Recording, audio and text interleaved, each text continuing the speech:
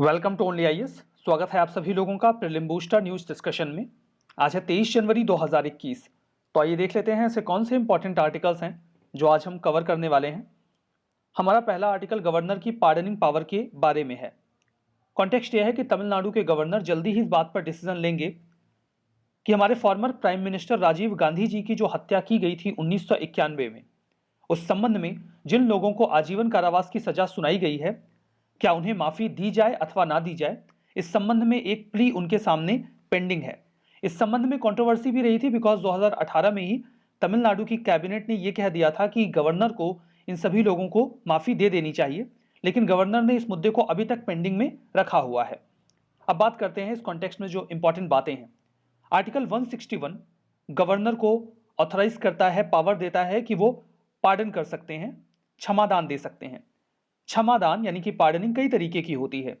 वो reprieve, respite, रेमिशन, remit, suspend और commute के संबंध में अधिकार रखते हैं किसी भी ऐसे मामले में जहां पर स्टेट की एग्जीक्यूटिव पावर एक्सटेंड होती हो। पार्डन के टाइप्स हैं, उन पर हम बात कर लेते हैं। तो देखिए, पार्डन कई तरीके का हो सकता है। एक तो कंप्लीट पार्डन होता है जिसे आप पार्डन ही कह सकते हैं। इसमें पूरी तरीके से उस व्यक्ति की सजा को माफ कर दिया जाता है और वो एक आम व्यक्ति की तरह जीवन जी सकता है। दूसरा है कम्यूटेशन। कम्यूटेशन में जो सजा का टाइप है, प्रकार है, उसे बदल दिया जाता है, थोड़ा कम हार्श पनिशमेंट दे दिया जाता है। एग्जाम्पल के तौर पे किसी को डेथ पेनल्टी दी गई है तो उसे कम्यूट करके लाइफ सेंटेंस में यानी कि आजीवन कारावास में बदल दिया जाए।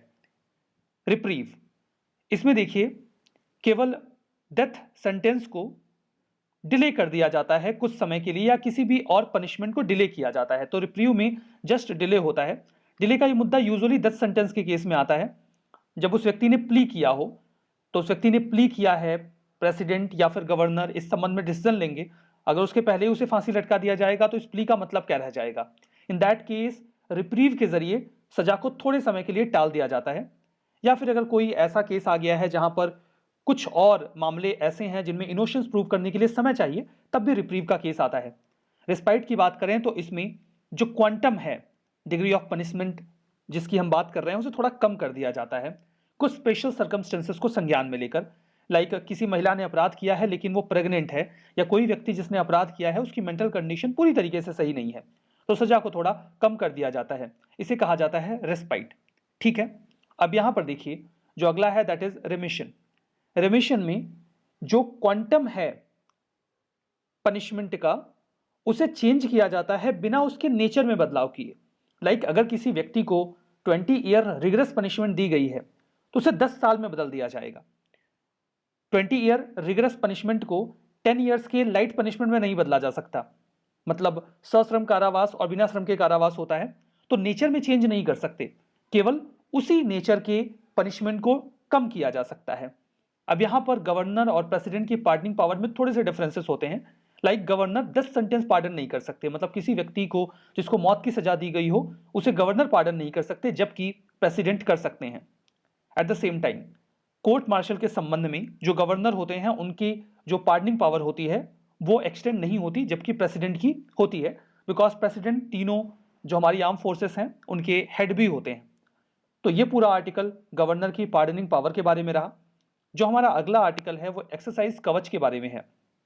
ये एक ज्वाइंट मिलिट्री एक्सरसाइज है। किन दो देशों के बीच में? नहीं, किसी देश के बीच में नहीं होती ये हमारी जो अलग अलग सिक्योरिटी एजेंसीज हैं या सिक्योरिटी विंग्स हैं उनके बीच की ही एक एक्सरसाइज है, जिसमें Indian army, Indian navy, Indian air force और इंडियन कोस्ट गार्ड ये इन्वॉल्व होते हैं। इस पूरी एक्सरसाइज को कंडक्ट किया जाता है अंडमान एंड निकोबार कमांड के द्वारा। अब देखिए, ये जो अंडमान एंड निकोबार कमांड है ये एकमात्र हमारे देश की ज्वाइंट फोर्सेस कमांड है। कई बार मांग चलती है कि हमारे पास और भी ज्वाइंट फोर्सेस कमांड होनी चाहिए, मतलब एक ऐसी कमांड जिसके एम्बिट में एयरफोर्स, नेवी और आर्मी तीनों आते हों, क्योंकि कई बार हमें वॉर में कोऑर्डिनेशन की रिक्वायरमेंट होती है और तीनों जो विंग्स हैं अगर वो इंडिपेंडेंट वे में काम करती हैं तो कोऑर्डिनेशन में थोड़ी बहुत समस्या होती है। खैर, right now Andaman and Nicobar command है जो ज्वाइंट फोर्स कमांड है, तो उसने ही इस पूरे एक्सरसाइज कवच को कंडक्ट करवाया है।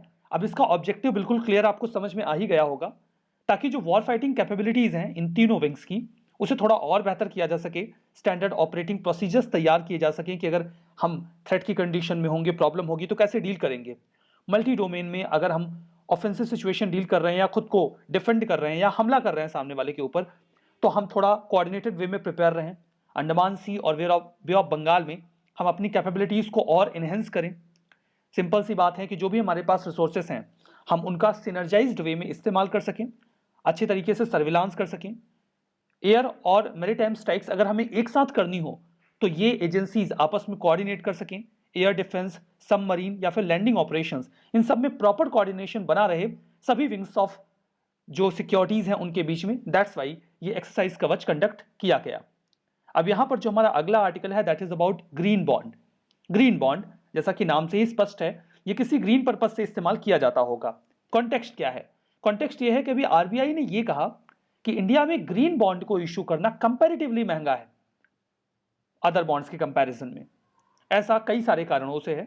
एक तो ग्रीन बॉन्ड्स के बारे में लोगों को कम जानकारी होती है, दूसरा इन्वेस्टर्स के मन में एक परसेप्शन होता है कि जो ग्रीन बॉन्ड में कंपनीज इन्वेस्टमेंट लेती हैं वो कम परफॉर्मिंग होती हैं, इसीलिए उन्हें अच्छे रिटर्न्स मिलने की संभावना नहीं होती।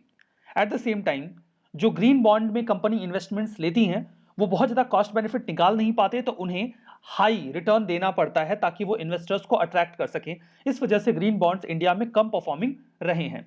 बॉन्ड्स इसका मतलब एक प्रकार का एक ऐसा फाइनेंशियल टूल है जिसे इशू करके इन्वेस्टमेंट लिया जाता है। फॉर एग्जाम्पल कंपनी ए है, ये जो कंपनी ए है इसे कुछ पैसे चाहिए कंपनी में इन्वेस्ट करने के लिए, तो ये कंपनी ए कुछ बॉन्ड्स जारी करेगी। That will be kind of paper जिसे एक पर्सन एक्स खरीद सकता है। इसके बदले में वो कंपनी ए को कुछ पैसे दे देगा, जिस प्राइस का वो बॉन्ड है इसके बदले में इस इंडिविजुअल एक्स को ये कंपनी एक सर्टेन टाइम फ्रेम में रिटर्न्स या फिर ब्याज देती रहेगी। सो इट्स वेरी क्लियर कि बॉन्ड्स जो होते हैं वो एक प्रकार के डेट इंस्ट्रूमेंट्स होते हैं। अब इस डेट इंस्ट्रूमेंट को ग्रीन बॉन्ड इसलिए कहा जाता है क्योंकि जो भी इन्वेस्टर्स इन बॉन्ड को जारी करके पैसे इकट्ठा करता है वो उसका इस्तेमाल इन्वायरमेंट फ्रेंडली इन्वेस्टमेंट में करता है या पर्पज से करता है। ग्रीन बॉन्ड में कई तरीके के टैक्स इंसेंटिव्स भी दिए जाते हैं ऐसे लोगों को जो ऐसे बॉन्ड्स खरीदते हैं, ताकि इन्वेस्टर्स ग्रीन फील्ड में पैसे इन्वेस्ट करने को लेकर इंसेंटिवाइज हों, उन्हें भी फायदा मिल जाए और हमारा एनवायरमेंट भी बेहतर रहे, हमारे जो एनवायरमेंट को लेकर ऑब्जेक्टिव्स हैं, टारगेट्स हैं, वो भी पूरे होते रहें। वर्ल्ड बैंक ने for the first time official green bond 2009 में जारी किया था। इंडिया में सबसे पहले ग्रीन बॉन्ड जारी करने वाली एंटिटी यस बैंक थी, जिसने 2015 में ग्रीन इंफ्रास्ट्रक्चर बॉन्ड जारी किए थे।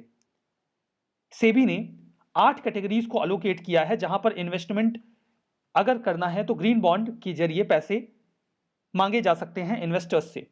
Renewable energy, clean transportation, sustainable water management, climate change, energy efficiency, sustainable waste management, land use and biodiversity conservation, ये 8 फील्ड्स हैं।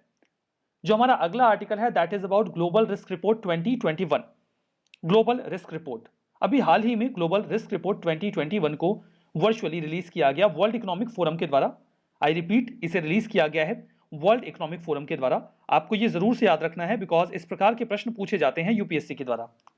अब देखिए, ग्लोबल रिस्क रिपोर्ट में होता यह है कि हम ये पता लगाने का प्रयास करते हैं कि इस पूरी दुनिया को किन किन चीजों से सबसे ज्यादा खतरा है। यूजुअली क्लाइमेट चेंज को अभी तक ऐसा माना जा रहा था कि ये सबसे ज्यादा खतरनाक है पूरे ग्लोबल सिनेरियो के लिए, पूरे अर्थ के लिए, लेकिन इस बार की रिपोर्ट में जो टॉप पोजीशन दी गई है that is to infectious disease. आप समझ गए होंगे कि ऐसा क्यों किया गया होगा, बिकॉज अभी भी हम कोविड-19 पेंडेमिक को फेस कर रहे हैं। तो अभी के लिए जो सबसे बड़ा खतरा है हमारे पूरे अर्थ के लिए या पूरे ग्लोबल सिनेरियो में दैट इज इन्फेक्शियस डिसीज। बाकी क्लाइमेट चेंज का जो थ्रेट है वो तो है ही, बट टॉप पर इन्फेक्शियस डिसीज है। ग्लोबल रिस्क परसेप्शन सर्वे किया जाता है, उसमें जो बातें निकल कर आती हैं उसी के जरिए इस पूरे रिपोर्ट को तैयार किया जाता है। 650 मेंबर्स ने इस सर्वे में पार्टिसिपेट किया।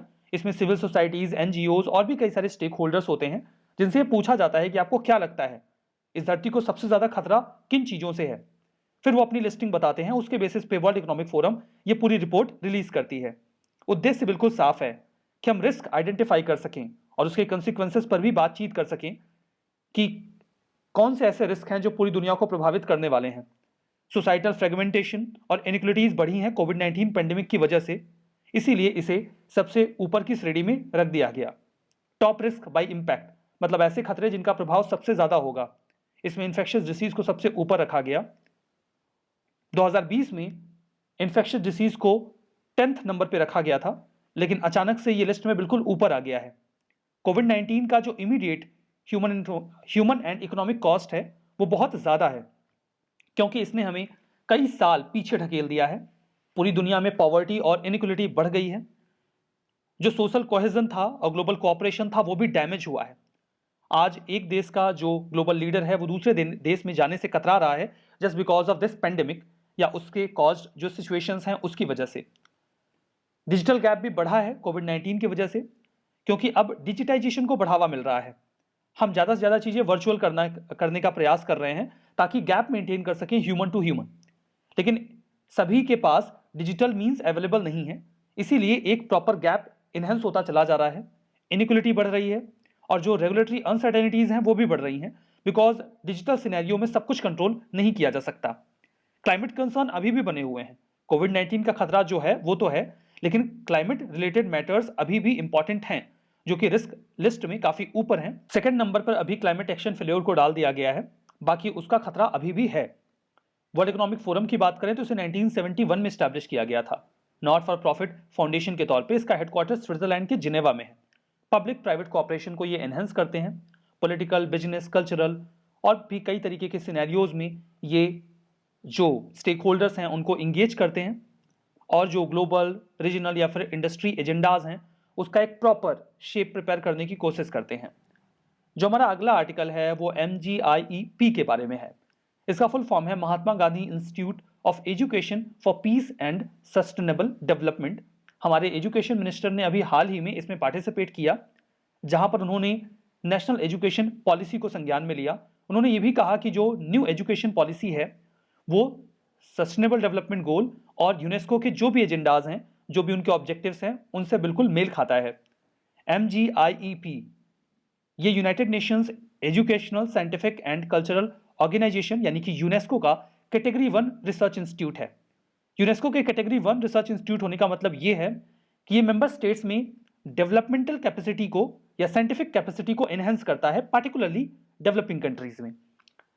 यहां पर यूनेस्को की हम बात कर रहे थे, तो यूनेस्को के संबंध में बात यह है कि MGIEP को कब स्टैब्लिश किया गया। तो देखिए, इसे स्टैब्लिश किया गया था 2012 में, जहां पर यूनेस्को और गवर्नमेंट ऑफ इंडिया ने मिलकर इसे स्टैब्लिश किया था। यहां पर अगर हम इसके वर्किंग की बात करें तो ये जो मेंबर गवर्नमेंट्स हैं उनको सपोर्ट करता है, एडवोकेट करता है कि रिसर्चेस वगैरह अच्छे से चलते रहें और कंट्रीज की जो साइंटिफिक कैपेबिलिटी है वो इनहेंस हो। वो यंगस्टर्स को मोबिलाइज करते हैं ताकि वो यूनाइटेड नेशंस के सस्टेनेबल डेवलपमेंट गोल्स के मुताबिक अपनी अपनी कम्युनिटीज में जो एजुकेशन के संबंध में कैपेसिटी है उसको थोड़ा इनहेंस करें। सस्टेनेबल एजुकेशन के लिए काम करते हैं, पीस एजुकेशन के लिए काम करते हैं। MGIEP और यूनेस्को ये बहुत इंपॉर्टेंट रोल प्ले करेंगे नेशनल एजुकेशन पॉलिसी 2020 के इंप्लीमेंटेशन में। यहां पर जो अगला आर्टिकल है वो इंडिया साइंस के बारे में है। इंडिया साइंस एक OTT चैनल है। इसने अपने 2 साल कंप्लीट कर लिए हैं। ये एक over the top TV channel है। Department of science and tech, government of India ने इस इनिशिएटिव को लिया था। विज्ञान प्रसार इसे इंप्लीमेंट करता है, जो कि एक ऑटोनॉमस ऑर्गेनाइजेशन है। Department of science and Tech के तहत ये काम करते हैं। देखिए, इसका यूट्यूब चैनल भी आपको मिल जाएगा, इनका अपना एक वेबसाइट है। ये कई तरीके की जो टीवी प्रोग्राम्स हैं साइंस से एसोसिएटेड, वो कई सारे टीवी चैनल्स पे चलाते हैं। 24x7 वीडियो प्लेटफॉर्म है ये, जहां पर साइंस एंड टेक की नॉलेज को डिसेमिनेट किया जाता है ताकि लोगों के बीच में साइंटिफिक अवेयरनेस फैल सके। इस इनिशिएटिव को सपोर्ट किया गया है National Council of Scientific and Technology Communication के द्वारा, जो कि Department of science and Tech के तहत काम करता है। यहां पर कुछ स्टेटमेंट हैं, आप ट्रू एंड फॉल्स बताइए। एक्सरसाइज कवच ज्वाइंट मिलिट्री एक्सरसाइज है इंडिया और थाईलैंड के बीच में। Global risk report 2021 world economic forum ने रिलीज किया। ग्रीन बॉन्ड ये स्पेसिफिकली डिजाइन किए गए हैं ऐसे प्रोजेक्ट के लिए, फंड्स गैदर करने के लिए जो एनवायरमेंट को बेनिफिट करते हों। Mahatma Gandhi institute of education for peace and sustainable development, इसे यूनेस्को ने स्टैब्लिश किया गवर्नमेंट ऑफ इंडिया के कोऑपरेशन के साथ 2012 में। इंडिया साइंस इंप्लीमेंट और मैनेज किया जाता है प्रसार भारती के द्वारा। बताइए कौन सा स्टेटमेंट सही है, कौन सा गलत है। अपना जवाब कमेंट बॉक्स में दीजिएगा। इस पूरे सेशन के PDF ओनली आज के टेलीग्राम चैनल पे अवेलेबल है। वहां से आप इसे डाउनलोड कर सकते हैं। इस सेशन में यहीं पे रुकेंगे। Thank you very much.